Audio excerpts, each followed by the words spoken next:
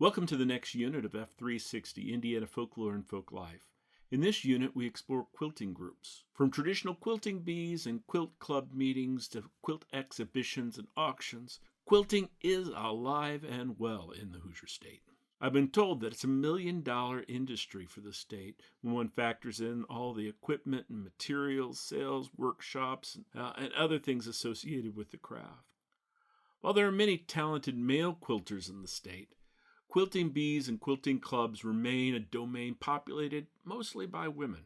Since the earliest days of our state, women have both quilted at home to make covers for their beds and quilted in groups, or what is called a quilting bee. Throughout the 19th and 20th century, quilters gathered around a wooden frame to share their talents and labor. These bees provided important socializing time and helped build a sense of community. However, quilting together requires trust and commitment. Do you want someone sewing on your quilt if the stitches are too far apart or crooked? Do you want to work on someone else's quilt if you don't want them working on yours? All of this has to be negotiated out. In the late 20th century, on up through the present, there's been a steady decline in the number of bees and an increase in the number of quilt guilds in the state. In these guild meetings, groups gather, but each quilter brings their own project to work on. Many call these gatherings bitch and stitch sessions, highlighting the social aspect of the guild. The shared labor of the quilting bee often took place within religious groups, which mirrored the communal work once common in rural Indiana. Similarly, the rise of quilting guilds, which supports independent quilt making in public libraries and community centers, reflects a general shift towards independence and secularization of our society. These changes in cultural practices and material behavior is revealing. Nevertheless, many of my scholar friends find quilts to be trivial. I have to disagree. In fact, I believe that this perspective is at best uninformed and at worst is probably sexist and classist. Let's look at two case studies. One group that quilts as a bee in Evansville, Indiana. The other is a quilting guild that meets monthly in Fort Wayne, Indiana. I'll show videos about each of these groups. Like clockwork, each Wednesday throughout the year, the peacemakers gather to quilt. Some of the members also assemble on Mondays to make a quilt for the state fair, a project that requires more than 200 hours of shared labor and talent. Putting a quilt together is an art, Jane Eberhardt explains. She continues, putting the colors, the designs together, and being able to see it in your mind before it actually happens. That's an art. All of the members came to quilting in a different way. Some learned to quilt at their mother's knee, while others are self-taught. The making of each quilt teaches the group more about the art and draws the circle of friends closer. As you watch this video, note how the group talks about each other and their roles in the group. Also observe how each of them came to the tradition and what different folk groups they are a part of. Let's watch the video.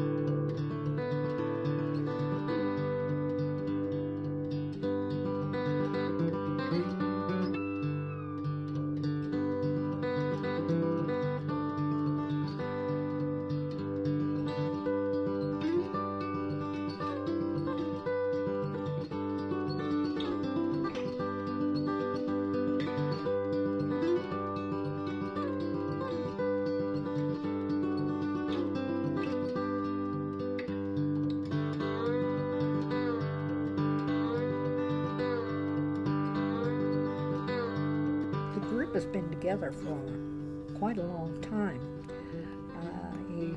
Originally, I think a lot of them started as doing crafts for as fundraisers for the church, and some of them did quilting. Since we've been working at the state fair, the group has kind of expanded into taking in people who are not necessarily members of our church and who are who love to quilt.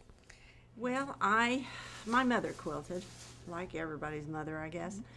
But I didn't quilt with her. I was around the quilts and everything, and when I got interested in quilting, I guess I was probably in my 20s or 30s, and put some quilts together. And then she belonged to a group, like, a church group, and they quilted my quilts. So I really didn't start quilting till, probably 60s or something, like 70s. I quilted with my mother. She quilted too, and I was never really very good and wasn't good enough for her to quilt on her. I'm sure if I put any stitches in her quilt, she may have taken them out later, which was all right. And my grandmothers both quilted. Well, when I was about, I think I was about 30 years old, our church burnt. I don't go to this church. I go to a church in Warrenton, Indiana. Our group, or our church people, separated into groups to raise money to rebuild the church.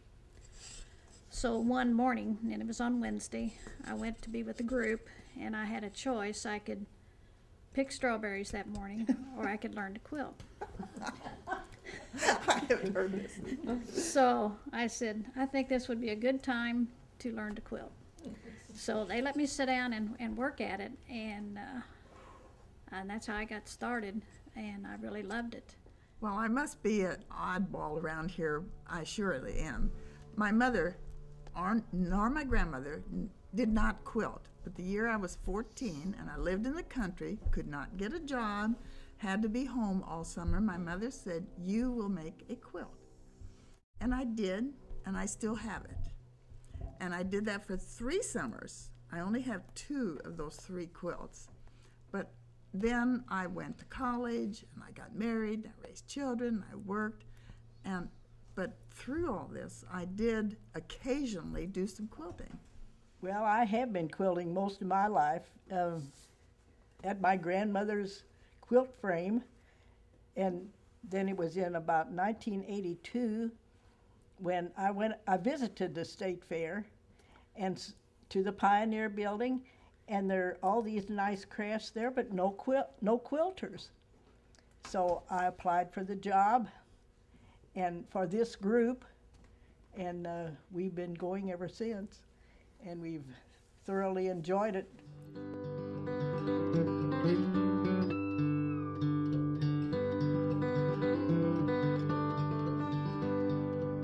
Some people are better at putting colors together. Other people are better at choosing designs. And a lot of it is repetition too. By working together, we each learn a new something on every quilt we do, whether it's sewing or quilting or what. We try new designs, we have problems, we work them out, and then it's put up for sale at the auction. As far as what I do toward the quilt, I quilt. I let them make all the decisions, and when they're done with all their decisions and get it all together, then I quilt.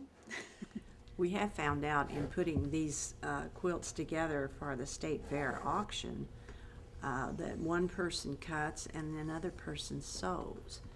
If everybody gets involved in doing cutting, we get different size pieces that don't fit together, and so we've kind of figured out that one cuts, one sews, and then we all quilt.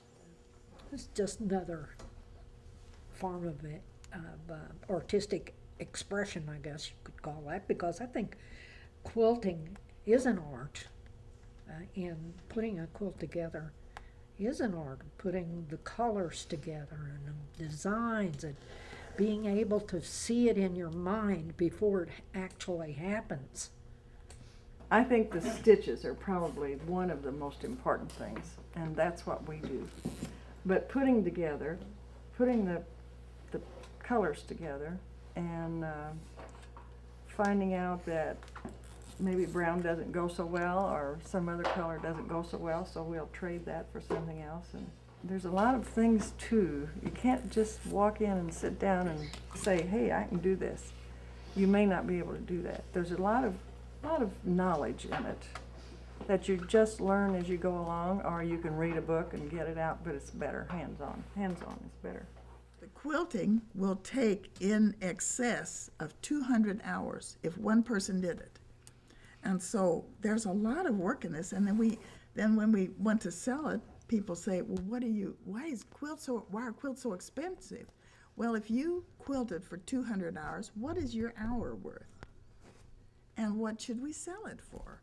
And so that's why quilts are expensive. That does not count the time, first of brain power, just to figure out what we're going to make, which took several months. 2 or 3 months this time. Yeah, about 3 months. and then the gathering fabrics, cutting it out, sewing it together, and putting this all together. There's a lot of work in making a queen-size quilt. As I noted, the Peacemakers participate in a fairly traditional quilting bee. Some are members of the church that host the gathering, others are quilters who just enjoy the friendship. Some learn to quilt and sew in their families, others learn from the group. While they all quilt, specific tasks such as design or cutting are done by an individual. Their skills and talents have to be negotiated. Did you notice when Carol Castor talked about quilting on her mother's quilt, and then her mother thought she wasn't good enough? Shared labor, as we notice, required trust and exchange of talent and labor, resulting in mutual benefit, or what folklorists call reciprocity. Again, that concept of reciprocity is the idea that you're going to have a mutual benefit in some type of exchange. The next group I want to look at is a guild from Fort Wayne. Each one teach one is the motto of the Sisters of the Cloth, an African-American quilting group that meets monthly. In this club, each member works on their own projects. But there is a strong social connection between the members and an emphasis on teaching and sharing. They often do special projects and sew for causes, such as giving quilts of valor to veterans or making comfort quilts for cancer patients. In this video, you'll see a traditional bed turning ceremony done by the Sisters of the Cloth at the Indiana State Fair. I should apologize for the quality, but it was shot in poor light a long time ago. But I think it will give you an idea of the diversity of creations within this group. As you watch the video, think of how quilts may be an expression of a maker and the group identity. Good morning. My name is Gladys Gorman Douglas, and I am a storyteller about quilting. And what we're doing today, we're having a traditional bed turning ceremony. First, I'd like to thank John with the Indiana Traditional Arts of Indiana for inviting the Sisters of the Cloth from Fort Wayne, Indiana to appear at this show. The Sisters of the Cloth currently consist of about 30 to 31 or 32 members, and each quilter quilts in different patterns, each have different styles, each have different preferences. But they all get together and they have a whole lot of fun doing their own thing. And these sisters have been together now for about 7 or 8 years. And I'd really like to applaud their efforts, their energies, their ingenuity, and their creativity. And we're going to get started with this first quilt. And this is called a postage stamp quilt. It is made by one of the Sisters of the Cloth, whose name is Maxine Stovall. It took her about 8 hours, 8 months to get this quilt together. And if you look at it, I know it has over 1,000 little 1-inch pieces in there. That really took some time, some love, some energy. And see how beautiful that is. And most of these quilts are all one of a kind. Isn't that beautiful? And look at the neat work, how each square matches. Everything is centered. And I really think that type of quilting is nerve soothing.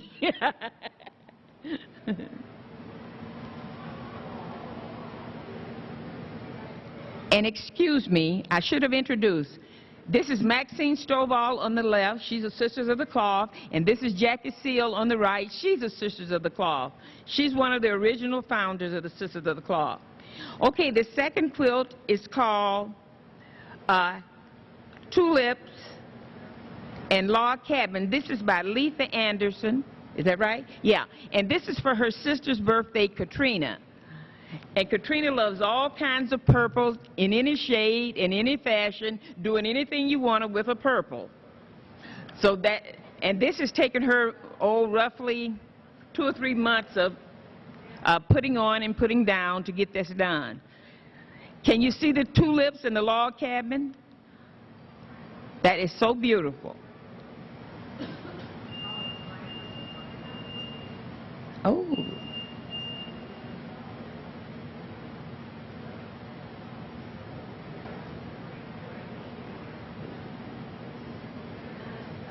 Who did this one? I did. Oh, this is quilt number 2 by Maxine Stovall. This is she's just demonstrating or experimenting with different types of African fabric. And this is a circle pattern. And since this was her first experiment, it's just beautiful. Look at her handiwork. And look at the backing on it also. What a gorgeous. Turn it down so they can see the backing. Fronts of quilts are beautiful, but so are backings of quilts, yeah. Let them see the back too, yeah. Isn't that beautiful? Yeah.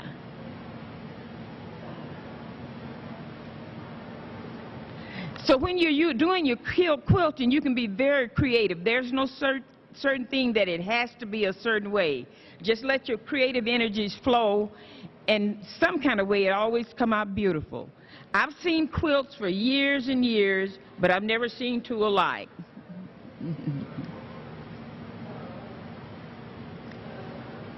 Okay, we're ready for...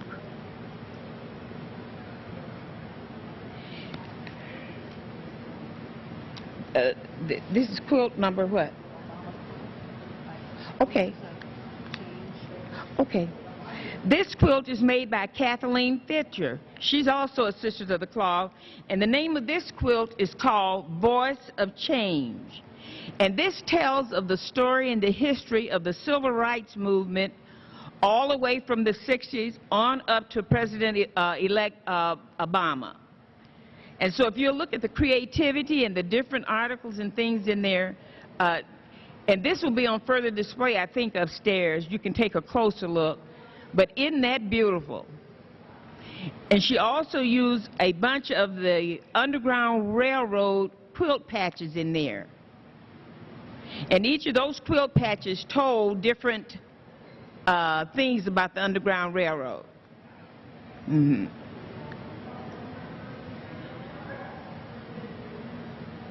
Isn't that beautiful?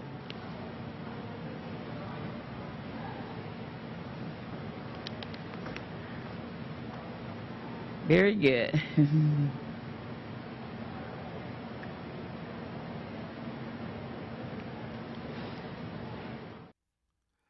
As you can see from the video, there's a great range of expression in the few quilts shown, each aiming to engage in some way. Tulips and log cabins tie sisters together as a gift given. The use of African textiles works to reconnect a maker to her cultural roots and to provide a tool for sharing that identity. The Obama quilt becomes a talking point where quilters can speak about African American history, the Underground Railroad, and the Civil Rights Movement. Quilts are not static things. They're expressive. I want to share one last video segment from a news story about a controversial quilt that was exhibited at the Indianapolis Public Library's Central Library. A bit of warning, this may be difficult for some of you to watch. It's not often a library art display can elicit serious emotions. I mean, it's offensive to me just looking at it. But I think it's beautiful. It's beautiful. It's a harsh reality, but it's a reality. And to see a woman hanging from a tree, man, it makes it more dramatic. But the lynching of Laura Nelson is doing just that. The quilt is from a 1911 photograph of an African-American woman hanged in Oklahoma.